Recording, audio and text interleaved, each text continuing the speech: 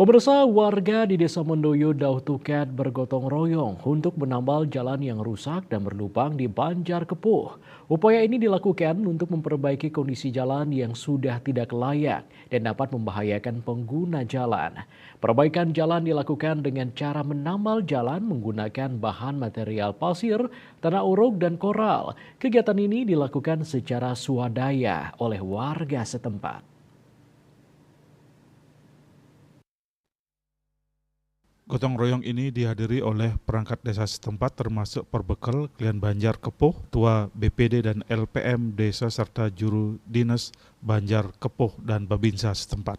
Tujuan utama gotong royong ini untuk mempertahankan kondisi jalan agar tetap berfungsi dalam melayani lalu lintas sehingga keselamatan lalu lintas terjamin dan pelayanan jalan dapat meningkat. Terlebih jalan tersebut sering dilintasi kendaraan warga. Babinsa Mendoyo Dautukat Serda Suwardi mengatakan pihaknya ikut membantu gotong royong ini untuk bertujuan meminimalisir kecelakaan lalu lintas warga dan meningkatkan kenyamanan pengendara saat berkendara di jalan tersebut.